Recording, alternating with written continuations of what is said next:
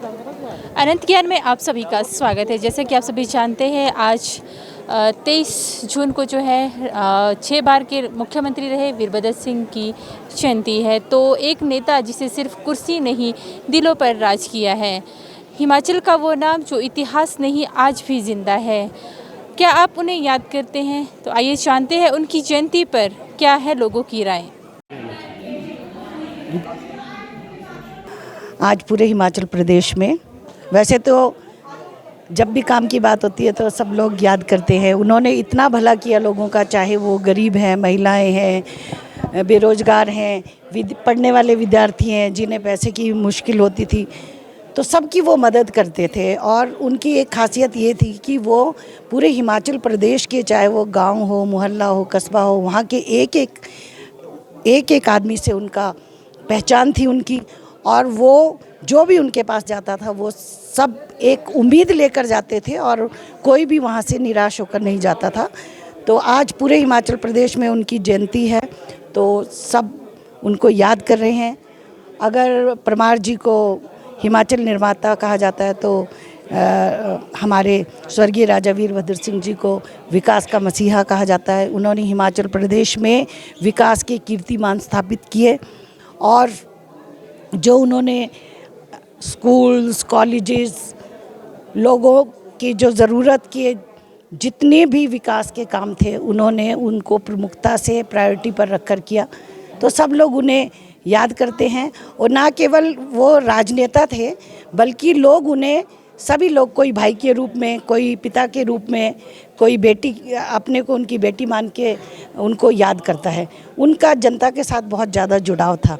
तो ये सही बात है कि जब भी राज साहब की बात होती है तो सभी लोग उनको बड़े शिद्दत से याद करते हैं। और जो उन्होंने काम किया है वो हमेशा याद रहेगा। वो स्वर्ण युग था और स्वर्ण अक्षरों में वो लिखा जा चुका है, क्योंकि उस समय की कठिन परिस्थितियों में, विषम परिस्थितियों में हिमाचल को हमारे नेताओं ने आगे लाया। चाहे परमार जी थे, उसके बाद हमारे और मुख्यमंत्री थे, उसके बाद राजा साहब मुख्यमंत्री बने। तो कांग्रेस के जितने भी हमारे मुख्यमंत्री थे उन लोगों ने इस प्रदेश को आगे बढ़ाने में बहुत योगदान दिया। और परमार जी के बाद अगर किसी को बहुत उससे याद किया जाता है तो वो स्वर्गीय राजा वीरभद्र सिंह जी हैं। और हम तो यही कहेंगे कि जब तक सूरज चांद रहेगा राजा वीरभद्र सिंह जी का नाम रहेगा। और उनके जो काम है वो एक अनूठी एक मिसाल है, क्योंकि वो लोग विचारधारा के साथ जुड़े हुए थे। और हमें ये हिमाचल वासियों को गर्व की बात है कि उन्होंने नेहरू जी के समय में, जब नेहरू जी हमारे देश के प्रधानमंत्री थे, वो संसद सदस्य थे। तो कितने गर्व की बात है। और एक बात मैं और कहना चाहूँगी कि जब हिमाचल प्रदेश का निर्माण हुआ था, हिमाचल प्रदेश की बात बनी थी अलग राज्य बनाने की, तो उस समय जो परमार जी थे, राजा वीरभद्र सिंह जी थे, स्वर्गीय श्रीमती इंदिरा गांधी जी को भी हम याद करते हैं, स्वर्गीय जवाहरलाल नेहरू जी को भी याद करते हैं। तो उसमें, उस सदन में जब हिमाचल के अस्तित्व की बात थी तो उस सदन में राजा साहब भी थे। तो इनका जो जीवन था वो राजनीतिक जीवन भी बहुत लंबा था और लोगों को समर्पित रहा हमेशा से। कभी इन्होंने ये नहीं कहा कि, जैसे राज परिवार में बेशक इन्होंने जन्म लिया, लेकिन इनका रहन सहन, खान पान बहुत ही सादगी के साथ ही अपने जीवन को जीते थे और जनता के लिए हमेशा से ही इनका जीवन समर्पित रहा। तो हमें बहुत गर्व है अपने नेताओं पर और हमेशा गर्व रहेगा। इसके साथ ही एक चीज़ जानना चाहूँगी, हिमाचल की राजनीति में उनके जाने के बाद आपको सबसे ज़्यादा किस चीज़ की कमी है? नहीं, देखिए एक बात सुनिए, सभी जो नेता होते हैं वो अपने अपने हिसाब से काम करते हैं और कुछ नेता ऐसे होते हैं जिनकी तुलना कभी किसी से हो नहीं सकती। आप चाहे वो देश के उसमें देखें, स्वर्गीय इंदिरा जी थे, नेहरू जी थे, फिर राजीव गांधी जी थे, जो उन्होंने काम किए, ज़मीनी स्तर पर काम किया। जैसे राजीव जी को याद किया जाता है कि पंचायती राज महिलाओं के लिए उन्होंने काम किया, ठीक है, वैसे ही नेहरू जी को महिलाओं के अधिकारों की बात के लिए भी याद किया जाता है। और जो वो नेहरू जी कहते थे कि जो ये हमारे डैम्स हैं, जो हमारे बड़ी बड़ी फैक्ट्रीज़ हैं, ये हमारे मंदिर हैं, है ना। तो हमारे जितने भी नेता थे उनका एक अपना विजन था, वैसे ही राजा वीरभद्र सिंह जी का एक अपना विजन था। इनका जो कद है वो बहुत बहुत ऊंचा था और इन्होंने, इनकी एक सोच थी कि मुझे एक बात अभी भी याद आती है कि राज साहब कहते थे कि मेरा एक ये सोच है कि गांव का कोई भी बच्चा जो है वो स्कूल से वंचित ना हो। उनका वो हमेशा ये कहते थे कि अगर दूर दराज इलाके में अगर एक बेटी भी हो अकेली, अगर वो पढ़ना चाहती है तो मैं उसको भी स्कूल खोलूँगा, मैं उसको सुविधाएं दूंगा। तो उनकी, हमारे नेताओं की ये सोच थी और वो जो सोच थी वो ज़मीन पर फलीभूत भी होती थी और उन्होंने वो करके दिखाया ना। आप सैकड़ों उदाहरण ऐसे मिलेंगे कि जो बच्चे पढ़ना चाहते थे कईयों को डॉक्टर बनाया। वो किसी को बताया नहीं राज साहब ने, लेकिन आर्थिक रूप से उनकी अपने व्यक्तिगत निजी उससे निधि से उनको पैसा दिया, उनको पढ़ाया, कोई डॉक्टर बना, कोई प्रोफेसर बना। तो ये तो सही बात है कि राजा साहब जो हमारे पहले के जितने भी नेता थे उन्होंने जो काम किया है उन पे हम गर्व करते हैं, अपने सभी कांग्रेस के नेताओं पे। और राजा साहब तो अग्रणी है ही हैं, इसमें कोई दो राय नहीं। स्वर्गीय राजा वीरभद्र सिंह का हिमाचल के विकास में एक अहम योगदान है। ये हमारे हिमाचल के 6 बार के मुख्यमंत्री रहे हैं, 5 बार के सांसद रहे हैं। इन्होंने हिमाचल में कभी भी कोई भेदभाव नहीं किया, ना कोई ओल्ड हिमाचल से ना कोई अपर हिमाचल का। पूरे हिमाचल का जो है इन्होंने सर्वत्र विकास किया है। आपके अनुसार वीरभद्र सिंह जी का हिमाचल में विकास सबसे बड़ा योगदान क्या है?